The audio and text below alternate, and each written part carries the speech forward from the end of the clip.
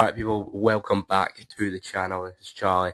Charlie Talks Football on TikTok. Not made a video on here in a while, but today I am going to be discussing Aberdeen's transfer window so far. So Aberdeen have made 6 signings so far in the window. Let's discuss them all. Starting off with the obvious one, I think that the one that's been the most controversial one, you'd have to say, is Tossi Olisanya. The man's come here with not a great reputation off the back of a pretty poor spell at the club. Now, look, I've given my thoughts on TikTok, but if you haven't seen my stuff on TikTok, I think it's a good signing. I think it's someone who can offer something different to the squad, but I think he can get back to a decent scoring goal record season. Now, look, has also never hit the heights of a 15-20, and do I think he will hit the heights of that? No, I don't. But he has signed a 2-year deal, no extension of another one, but a 2-year deal nonetheless. And I think he can hit the heights of 10 goals a season, which I'm not actually that bothered about. I think that's okay. Now, what a lot of people have been saying, and I don't agree with, is it's a good signing because he's coming in to be a backup. He's not coming in to be a backup. I don't think Stephen Robinson will use him as a backup. Since Stephen Robinson came in, he has played, I believe, every single game. He's not coming in to be a backup. He's coming in to be a complete starter. No debate, no ifs, buts, or maybes. He's coming in to be a starter. So in that sense, I can understand why people will be frustrated because they want someone who's going to score 15, 20 goals a season. But you do have that in Kevin Nisbet. You maybe just need someone else who's going to be there to win the ball up high, hold the ball up well, which Kevin Nisbet actually does quite well anyway. So I think they both complement each other quite nicely. But I think genuinely that's an okay signing. I'm not actually that annoyed by it. Now, yes, as I said, I can understand the kind of annoyance towards it. It's on a free. Really, there's no harm in it. We've got him on a free. I genuinely don't think it's as bad as some people made him out to be. Yes, he got 2 goals, 2 assists last season in the Scottish Premiership. It's not great. It's not great, is it? No, I'm not going to try and sugarcoat it. It isn't good at all. But I think we've seen worse at the club. I think we have. I think someone with Yengi who came to the club who potentially could be back for the summer. Like, yes, okay, all signing got given more game, but that's for a reason. He offered something. Same with Lazic. I think he's actually always signings be a better signing than Lazic has. I'd stand by that. But yeah, moving on, because we spoke about all signing now, we're moving on to Lewis Mayo, who I've got next in the list. Another one that has come with a bit of hatred towards the sign. Not hatred, that's what a big word and probably the wrong word to use. Maybe a bit of controversy to it because I don't think a lot of people are happy with it. Not a lot of people are happy anyway. Whether we were signing Mbappe, whether we were signing Erling Haaland, I think people would be annoyed that we're not signing Premiership proven players. But like someone like a Lewis Mail, he's come in. He has a good reputation at Kelly. Signings, in Stephen Robinson's words, sexy. No, they're not. They're not signings I look at and think, oh my god, I cannot wait to watch these boys play football. No, but they're signings that we've needed for a wee while, and these are signings that fans were calling for at the start of last season. Fans were calling for signing Premiership level players, Premiership proven players, because we had been signing too many Scandinavians, too many European players, and we needed a core group. Now we've done that. Not enough. Not people aren't keen on that anymore. I just don't think the club can win in that sense. Yeah, right. As I'm saying, like back to Lewis Mail, consistent player can play in a host of different positions as well. I like the signing. I'm not going to spend too much more time on it because I like that signing as well. Spoiler alert, I do actually like quite a lot of these signings in my opinion. I think they're smart business in my opinion. Next on the list is his Kelly partner in Brad Lyons, who obviously plays at the back. He doesn't play at the back. Fucking, it's too late. Is his Kilmarnock partner who plays in midfield. And I think this is another player who can play in a host of different positions. Has been at Kelly for a decent while as well, captain the club. It just makes a lot of sense. In my eyes, it makes so much sense to bring in someone who's a leader. Losing someone like a Graham Shinnie, who I would have kept in my opinion. But losing a Graham Shinnie, you need to bring in a leader. We've done exactly that in Brad Lyons. I like the signing. Now, this is where, as I was saying before, obviously, Lewis Mayo had come with such a decent reputation. Not the same for Brad Lyons. Not a lot of Kelly fans were that bothered to see him go. A lot of Kelly fans were actually wanting to see him go. So that's not giving me a lot of great, great excitement to the signing. That's definitely made my optimism go down about the signing. But once again, I'm still going to back anyone that plays for the club. I'm still going to look at the signing and think, right, okay, maybe it's not not a lot of Kelly fans were exactly buzzing. Well, we're actually buzzing the same goal. So I'm going to be on the signing straight away. Oh, it's another FUD. No, I'm going to try and back the boy because he's playing for Aberdeen Football Club right now. Look, in 6 months' time, if I look back at this video and think, right, okay, I said a lot of these signs would do well, they've not done well. We can criticise them then, but they've not kicked the ball for Aberdeen yet. So I think it's just time to give him a wee bit of time. Now, he has signed a 2-year deal as well. Lewis Mayo signed a 3-year deal. Now, Brad Lyons has signed a 2-year deal, a wee bit more experience than Lewis Mayo as well, so that makes sense as well. Once again, I think it's an okay signing. He can play in host different positions. It makes sense in the club. We need to kind of move away from just signing 15 players a season and just expecting them all to gel straight away like we've done in the past. And I think signing players, we've brought in 6 so far. So I don't know how many more we're going to bring in. I'm actually hoping not that many. I think we need maybe 2, 3 max signings in it now. I don't think we need more else after that. Now, 9 still a lot of signings. I said at the start of the window, well, the window's actually just started 2 days ago. I said at the start of start of this season, I said, right, we don't need to sign that many players. We've signed 6. And to be fair, now looking back on it, they're probably pretty mandatory in my opinion. They were probably needed. But yeah, look, I'm moving on from Brad Lyons. In my opinion, I'd rate it. I'll rate all the signings so far. So I'd say Alessandra is 6.5 because there's still a wee bit of optimism there because I want to see if he can go to that next level where we know he can slightly go to. Not, and he can probably jump up to. He's probably here. He can probably jump up to here. We want him to obviously ideally want to go above the screen, so ideally you want to go him there. But I think 6.5. Lewis Mayo, I think 7. I think it's a consistent player. Not much else to say about that.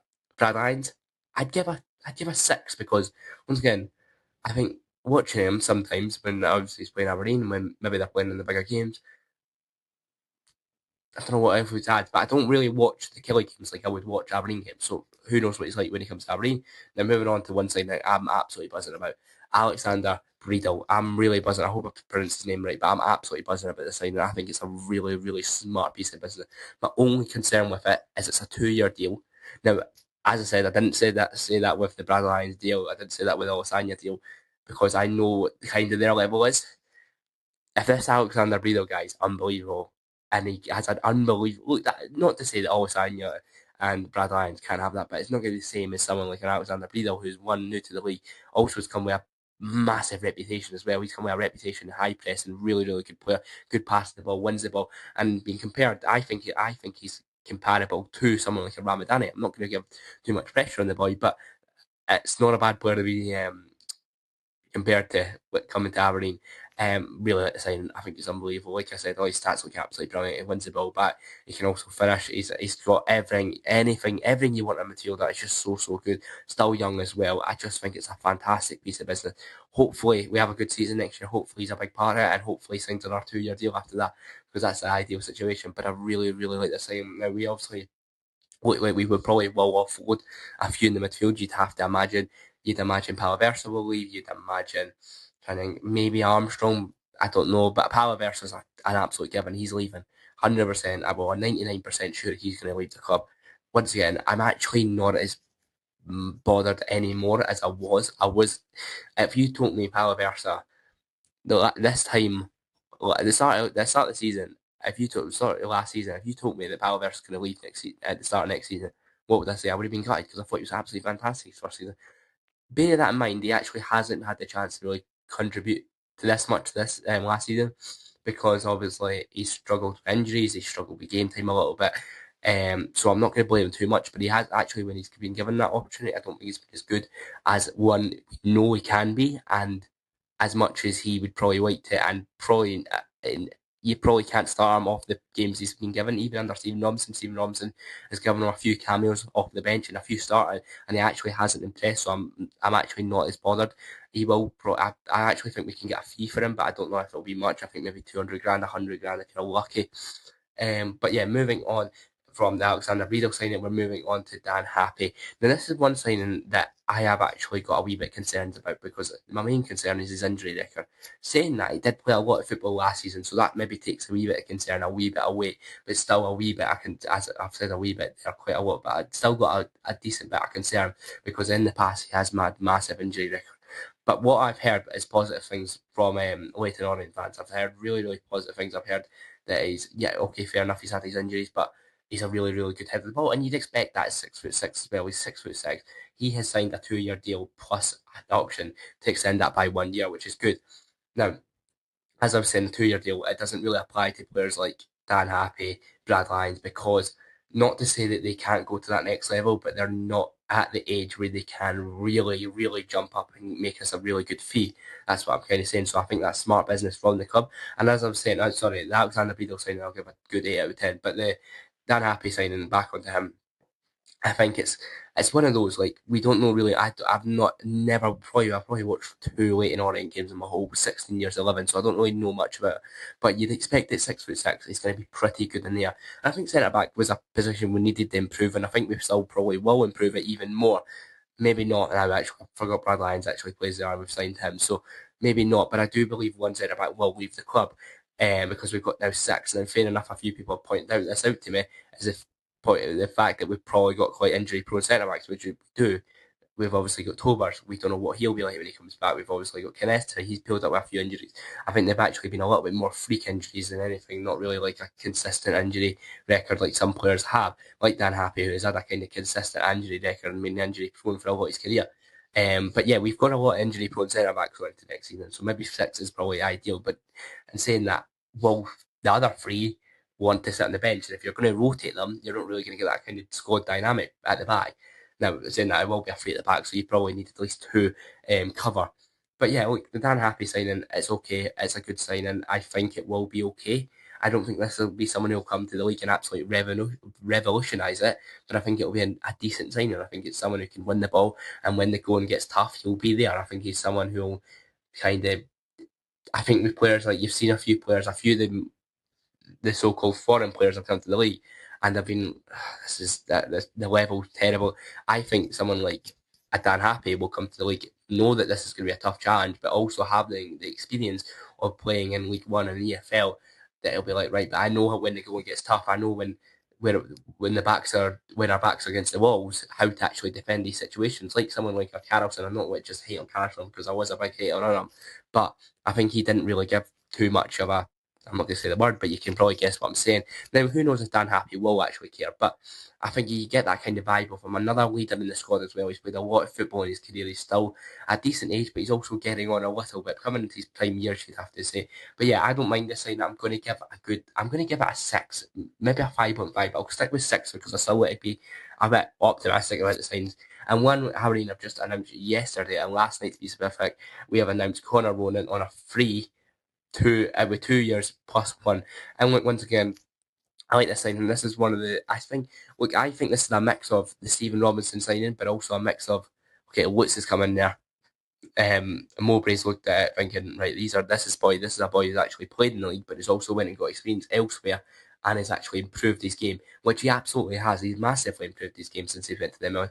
I've said this in my TikTok about a million times, but he obviously played for St Mirren under Stephen Robinson, but also got player of the season. Their players player of the season, I believe it was. Sorry, it's not on my screen, but yeah, players player of the season there under Stephen Robinson had an amazing season. He actually scored against Aberdeen twice. The 2 goals he scored were absolutely peaches as well.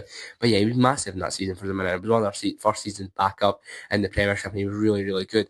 A talented football player, likes to control the ball. I've actually only just watched his interview with Aberdeen TV, and he spoke very, very well. You can tell he's an intelligent football player as well. His football IQ sounds very, very good. But watching clips of him, the boy is so, so good on the ball. Obviously came through at Wolves Academy, went on a few loan spells after that. And then his last loan spell was obviously at St Mirren, where he got his big move to the MLS. He's been there a few years. Once again, we've signed another injury-prone player. Since he's went to the MLS, he had one really, really good year, and then he's had one good year, uh, uh, injury prone, good moments, which is a bit of fear. I don't want to have 6 signings coming in and they'll all being injury prone. Saying that, there really is only 2 that are massively injury prone, but it's a bit of worry that 2 of them are big injury prone players. But hopefully Connor Ronan can improve, because I get it, a lot of the pitches over there can be a wee bit not artificial, but a lot of the stadiums have the kind of thing that Tottenham Hotspur have, where it's kind of like there's a ground under it, so I can understand the injuries coming from that. But yeah, look, I think this is an okay signing. I will give. I would need to give it a rating now. I'm going to go with a 7.5. I'm optimistic about all the signings so far. But Aberdeen fans, this is my first video back on the YouTube channel. I'll get this edited at one point. But yeah, Aberdeen fans, as always, see it.